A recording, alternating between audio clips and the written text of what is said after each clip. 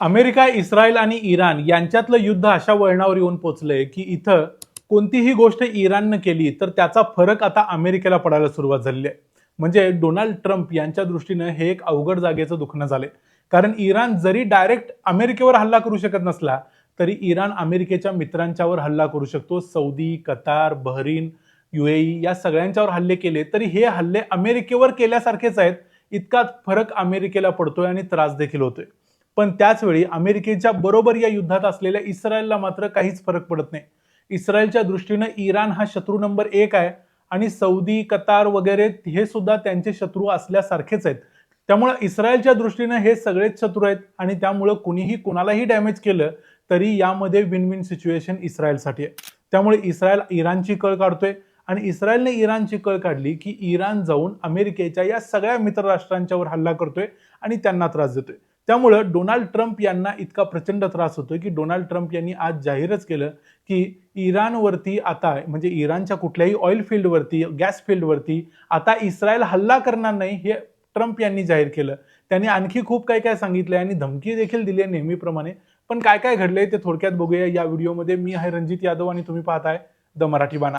तर झालंय असं की इस्रायल आणि अमेरिका या दोघांनी मिळून हे युद्ध सुरू केलं. आता या युद्धामध्ये त्यांनी इराणमधल्या अनेक इन्फ्रास्ट्रक्चरवरती वगैरे हल्ले केलेले आहेत, पण त्यांनी जास्तीत जास्त करून मिलिटरी टार्गेट्स आतापर्यंत ठेवलेले होते. त्यांनी डायरेक्ट एखाद्या गॅस फील्डवरती किंवा ऑइल फील्डवरती हल्ला करणं टाळलेलं होतं आतापर्यंत. पण आता काय झालंय तर पहिल्यांदा नकाशामध्ये लक्षात घ्या की हा जो गल्फ ऑफ पर्शिया किंवा पर्शियाचं जे आखात ज्याला म्हणतो, या आखाताच्या बरोबर मध्ये एक जगातली सगळ्यात मोठी गॅस फील्ड आहे. म्हणजे समुद्राच्या खाली जमिनीमध्ये इथं सर्वात मोठा गॅसचा साठा आहे.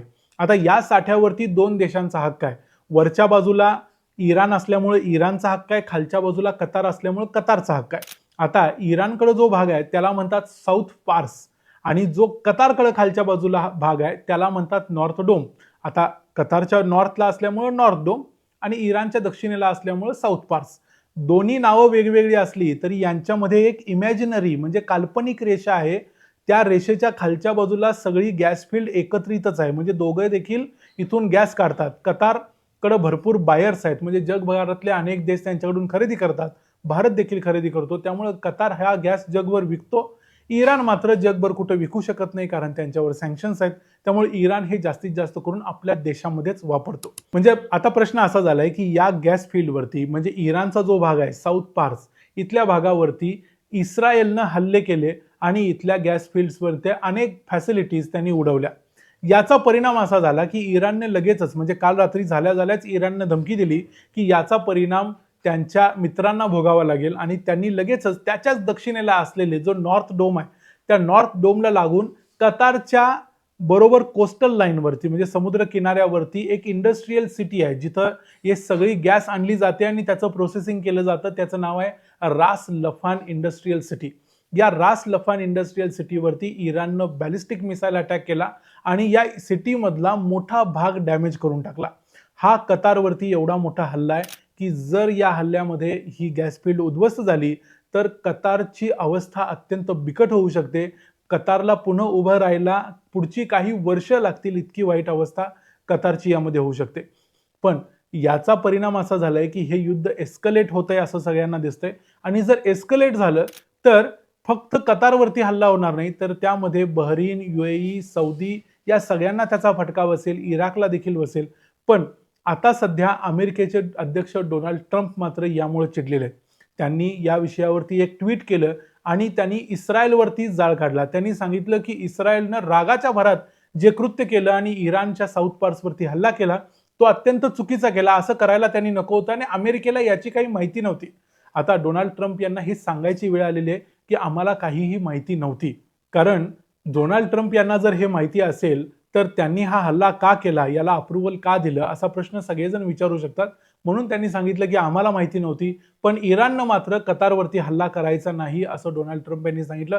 असा हल्ला जर इराणनं केला तर मात्र अमेरिका स्वतःहून या युद्धात उतरेल आणि साऊथ पारची सगळी फॅसिलिटी उडवून टाकेल असं डोनाल्ड ट्रम्प यांनी सांगितलं. पण प्रत्यक्षात असं करणं जवळजवळ अशक्य आहे.